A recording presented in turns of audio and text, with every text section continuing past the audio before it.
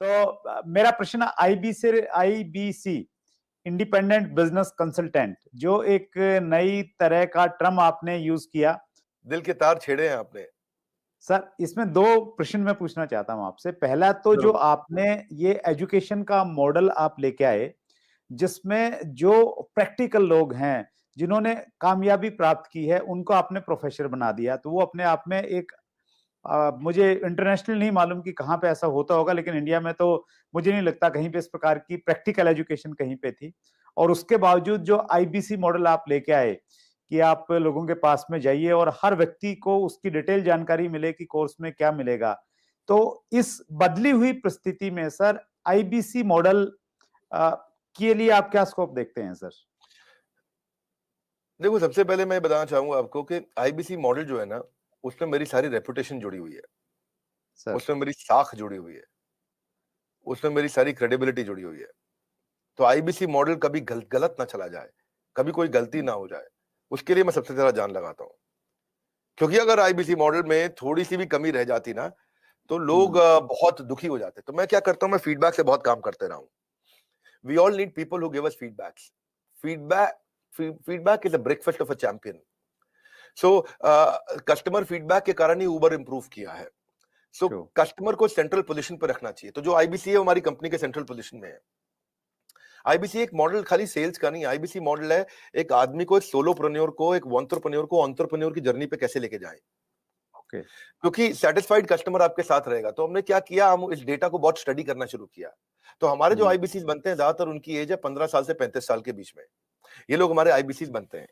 और जब भी आईबीसी बनते हैं तो उसके बाद फिर जो है ना, the best way to look back is to get the feedback. तो मैंने फीडबैक पे काम किया, एनपीएस पे काम किया, नेट प्रमोटर स्कोर पे, लॉयल्टी स्कोर पे। और उस पर जब काम किया, जितना मेरा नेट प्रमोटर स्कोर, मेरा लॉयल्टी स्कोर, मेरे जो आईबीसी जितने मेरे साथ लॉयल रहेंगे, जितना मैं उनको अपने साथ में रोक सकूंगा, तो मेरे को सारी एक्यूरेट मेथोडोलॉजी बिल्ड करनी थी, यूनिवर्सल मेथोडोलॉजी बिल्ड करनी थी कि मैं फीडबैक लेते रहूं, उनसे बात करते रहूं। हमने अग्रवाल पैकर मूवर से भी सुना, हम सबसे देखते आ रहे हैं कि ग्रीवेंस मैनेजमेंट पे काम करना चाहिए। तो मैंने ग्रीवेंस मैनेजमेंट पे काम किया अपने आईबीसी के साथ में। क्योंकि कहते हैं किसी if you can't solve find someone who can solve it quickly. तो मैं टेक्नोलॉजी बहुत बिल्ड करी। मैं बहुत ध्यान से सुनता हूं अपने सारे आईबीसी को कि मैं उनको कैसे आगे लेकर के जाऊं। उनकी कोई कंप्लेंट है, अगर वो फेलियर हो रहा है, तो मैं अपने रिटेंशन को कैसे बढ़ाऊं, उसके एक्सपीरियंस कैसे उस एक्सपीरियंस को इंप्रूव करूं। तो हमने कैंपेन लॉन्च किया, रगड़ देंगे कैंपेन। ये रगड़ देंगे कैंपेन का मतलब है तू आईबीसी ज्वाइन कर, तेरे को रगड़ देंगे, तेरे को इतना तराश देंगे। People don't care how much you know, they know how much you care. लोगों को इस बात की परवाह नहीं कि आपको जानकारी कितनी है, पर उनको जानकारी है कि आपको उनकी परवाह कितनी है। तो हम उनकी परवाह करते हैं। हम फर्स्ट कॉल रेजोल्यूशन पे काम किया हमने। फर्स्ट कॉल रेजोल्यूशन मतलब पहला फोन आए कि मैं इस तकलीफ में हूं, तो जितना मेरा फर्स्ट कॉल रेजोल्यूशन यानी कि पहली कॉल पे ही मैं उसकी प्रॉब्लम सॉल्व कर दूं, जितना मेरा एफसीआर रेट हायर रहेगा, उतना मेरा कस्टमर सेटिस्फाइड होगा, मेरा लॉयल्टी स्कोर बढ़ेगा और मेरे आईबीसी मेरे साथ में जोड़ता है और हम उसको बिल्ड करते हैं। तो इसको हमने नॉर्मल डायरेक्ट सेलिंग मॉडल की तरह नहीं रखा कभी भी। हमने इसको एक एंटरप्रेन्योरशिप, हम एक रियल कॉर्पोरेट की तरह इसको बिल्ड किया, सॉलिड कॉर्पोरेट की तरह। देखो सुरेंद्र जी, बिजनेस की हमें अच्छी जानकारी है, भगवान की कृपा से मैंने हजारों लाखों बिजनेसेस को ठीक किया है, कम से कम हजारों तो किया है। 15 मिनट से 10 मिनट से ज्यादा नहीं लगते मुझे एक बिजनेस में कि वो फेल क्यों हुआ है बताने में। और उसके लिए लोग मुझको पैसा देते हैं, 15-15 मिनट के बहुत पैसा देता है लोग मेरे को आज। तो अगर इतना बिजनेस की जानकारी है तो कुछ तो अपने बिजनेस में भी उसको इन्वेस्ट करते हैं हम लोग। तो हमने फर्स्ट कॉल रेजोल्यूशन पे काम किया कि हम लोग तेजी के साथ इस पे काम करें। तो फर्स्ट कॉल रेजोल्यूशन में मैंने ट्रेन किया, अपने एजेंट्स को ट्रेन किया, हमने उनको रेजोल्यूशंस बिल्ड करने के तरीके निकाले, वेट टाइम को खत्म किया, कोई हमें फोन करे तो कॉल वेटिंग पे ना जाए, हमने उसको कैसे फर्स्ट टाइम राइट कर सके हम लोग। तो एफटीआर और एफसीआर इन सब पे काम किया। टर्न अराउंड टाइम बोलते हैं टैट, कि मेरे को अगर कॉल आया तो मैं कितनी जल्दी टर्न अराउंड कर सकता हूं, अगर कोई प्रॉब्लम को मुझे इंटरनली सॉल्व करनी है तो मैं कितनी जल्दी टर्न अराउंड कर सकता हूं। तो आईबीसी के लिए मैंने पूरा कॉर्पोरेट बिल्ड कर दिया, देश के टॉप लीडर्स लेके आया। मेरी जो सर्विस हेड है वो पहले एयरटेल की सर्विस हेड हुआ करती थी। हमारे जो सर्विस मैनेजर्स हैं, कोई स्विगी से आया, कोई जोमेटो से आया, कोई सर्विस मैनेजर वहां से आया, क्या बोलते हैं, ओला से आया, कोई उबर से आया, कोई कहीं से आया, सब जगह से हमने बेस्ट टॉप स्टार्टअप से हमने सारे सर्विस मैनेजर्स लिए। और कोई भी क्वेरी को अनरिजॉल्व नहीं छोड़ते हम लोग, वो सुसाइडल है। अगर कोई भी किसी का क्वेश्चन आया उसको सॉल्व नहीं कर पाए, सुसाइडल है। आपको पता है आज सारी एमएलएम कंपनीज क्यों डूबती है? नंबर 1 टॉप कारण है नेगेटिविटी। जिस समय किसी एमएलएम में नेगेटिविटी फैल जाती है, वो खत्म हो जाती है, गेम ओवर हो जाता है। तो हमें ये सब चीजें देखी है, हमने ऑब्जर्व करी है। तो हम चाहते थे keeping a query unresolved for too long is suicidal, तो वो नहीं करना कभी भी। उसके लिए हमने क्या किया, स्पेसिफाइड इंसेंटिव्स दिए कि अगर आप सेम डे इमीडिएट रेजोल्यूशन देते हैं तो हमने कंप्लेंट मैनेजमेंट सिस्टम लॉन्च किया, सीएमएस। कंप्लेंट मैनेजमेंट सिस्टम में सीएमएस के अंदर कोई भी सजेशन, कोई भी फीडबैक, कोई भी क्वेश्चन, कोई भी कंप्लेंट वो देगा तो हम उसको तुरंत रिजॉल्व करेंगे। मैंने लॉन्च किया था इसको अगस्त सितंबर के अंदर। उस समय मेरे पास 7,500, 8,000, 9,000, 10,000, 15,000 फीडबैक्स, क्वेश्चंस, कंप्लेंट्स या सजेशंस पेंडिंग रहा करते थे। लेकिन हमने क्या किया, उसको तेजी से हमने काम किया, उस पर लीडरशिप बिल्ड करते गए। इसके लिए पूरा सर्विस सेंटर बड़ा क्रिएट कर दिया, लोगों के कोर्सेज, हमने ये देखना शुरू किया कि कहां कहां बड़ी टिकट्स आ रही है, कौन कौन से बकेट्स हैं, उन बकेट्स को हम कैसे रिजॉल्व करें। उसके हमने फीचर्स बहुत जबरदस्त बनाए सीएमएस के।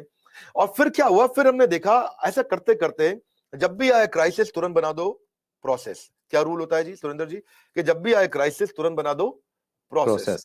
तो हर क्राइसिस के अगेंस्ट प्रोसेस बना दो भाई। एक दिक्कत आई, क्राइसिस आया था तो ऐसा प्रोसेस बना दो कि दोबारा ना आए। एक क्राइसिस आया, ऐसा प्रोसेस बना दो कि दोबारा ना आए। एक उसने शिकायत करी तो ऐसा प्रोसेस बना दो कि दोबारा शिकायत ना करे। मैं स्टूडियो में बैठा हूं, मेरे साथ में टीम काम कर रही है, अभी मान लो कोई यहाँ पे शिकायत आती है कि भाई इधर मच्छर बहुत है, तो वो ऐसा प्रोसेस बना दे कि अगली बार मच्छर ना मिले यहाँ पे भाई, कम से कम पहले ऑल आउट वगैरह है जो भी लगाना हो आपको भाई। यहाँ पे अगर लाइट ठीक नहीं आ रही चेहरे पे तो ऐसा प्रोसेस बना दो कि चेहरे पे लाइट ठीक आए। तो जब आए क्राइसिस तुरंत बनाओ प्रोसेस। तो कई बार क्या होता है, बनाते बनाते हमने 750 प्रोसेस बना दिए। कितने? अच्छा, 750 प्रोसेस और पॉलिसीज हमने बना दिए। लेकिन फिर भी क्या होता है, कई बार कोई ऐसी नई समस्या निकल के आती है, टीम बड़ी है, ऑर्गेनाइजेशन बड़ी है। आज हमारे 100 से ज्यादा ऑफिस हो गए हैं, अब आई थिंक 102 104 ऑफिस हो चुके हैं हमारे, और 250 ऑफिस हो जाएंगे अगले 2 क्वार्टर के अंदर, क्योंकि हर जगह से फ्रेंचाइजी की रिक्वायरमेंट आ रही है। हर कोई बड़ा जिसने भी कभी डायरेक्ट सेलिंग किया है, जिसने कोई सेल्स का बिजनेस किया है, जिसने कोई और तरह का सेल्स का बिजनेस किया है या कुछ कम काम किया है, वो कहता है मुझे अपनी फ्रेंचाइजी दे दो। हमारे यहाँ क्योंकि फ्रेंचाइजी सब 1-1 करोड़ रुपए का रेवेन्यू आराम से कर जाते हैं महीने का। 50-50 लाख वाले तो बहुत सारे हैं जो महीने का रेवेन्यू करते हैं 50-50 लाख रुपए, तो वो कहते हैं अपना फ्रेंचाइजी दे दो। तो अपने फ्रेंचाइजी ऑफिस बढ़ा रहे हैं। लेकिन होता क्या है कि इन सब के करते कराते टीम जब इतनी बड़ी हो जाती है तो प्रॉब्लम भी नई नई तरीके की आती है, क्रिएटिव प्रॉब्लम आती है, अलग प्रॉब्लम आती है। एक भाई हमारा आईबीसी है, वो कहता है कि मैं पहले देहरादून में काम करता था, अब मैं देहरादून से मैं शिफ्ट हो गया हूं इलाहाबाद, अब मेरे को इलाहाबाद के ऑफिस में कनेक्ट कर दो। और उसकी जो पिछले महीने की सेल थी उसमें आखिरी दिन पे उसने कुछ बड़ी ट्रांजैक्शन करी जिसका इंसेंटिव उस ऑफिस को मिलना था, लेकिन वो यहाँ शिफ्ट हो गया तो उसके ऑफिस का इंसेंटिव अटक गया, और वो यहाँ शिफ्ट हुआ तो उसके साथ में कुछ अब करते करते कहीं वो कॉम्प्लिकेटेड चीज निकल आती है। तो 751वां प्रोसेस चाहिए इसके लिए, 752वां प्रोसेस चाहिए, ये 753वां नया क्राइसिस आया है, तो उस क्राइसिस के अगेंस्ट नया प्रोसेस चाहिए। तो हमने नया टीम बना दिया, उसको बोलते हैं E cube, empathetic execution of exception. E E E empathy मतलब परानुभूति, सहानुभूति के साथ। एग्जीक्यूशन मतलब तेज फटाफट डिसीजन। एक्सेप्शन मतलब ऐसी चीज का जो पहले कभी आई नहीं। सो एम्पैथी, एग्जीक्यूशन, एक्सेप्शन, ये 3 चीज को हम बोलते हैं ई क्यूब। तो इसके लिए हमने टीम बनाई। इस टीम के अंदर हमने फाइनेंस, टेक्नोलॉजी और सर्विस के लोग हैं। कहीं पेमेंट का इशू है, कहीं टेक्नोलॉजी का इशू है, कहीं सर्विस का इशू है, किस चीज का इशू है, कहीं लर्निंग एंड डेवलपमेंट का इशू है, कहीं सेल्स की कैपेबिलिटी का इशू है, किस चीज का इशू है। तो हमने एक टीम बनाई, और जैसे ही कोई नई प्रॉब्लम आई 4 घंटे के अंदर नई पॉलिसी तैयार करेंगे, नया प्रोसेस तैयार करेंगे, और 4 घंटे के अंदर उसको सोल्यूशन देंगे।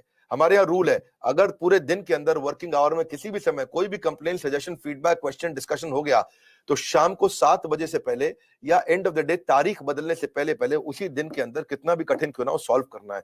तो मेरा जो फीडबैक स्कोर हुआ करता था शुरुआत में वो बहुत लो था, वो हमने फिर उसको इंप्रूव किया। आज आपको जान के खुशी होगी, पिछले 2 क्वार्टर से मैं अपने फीडबैक स्कोर को 98% पे मैनेज कर पा रहा हूं। यानी कि 98% का फीडबैक हमारा ऐसा है 5 स्टार, और बाकी 2% है, कोई 3 स्टार 4 स्टार भी देता है, और कोई कम भी दे सकता है। तो वो हमारे लिए फिर नया प्रोसेस बनाने की संभावना आ जाती है। तो अच्छा लगता है, आईबीसी का मॉडल हमारा बहुत अच्छा चल रहा है।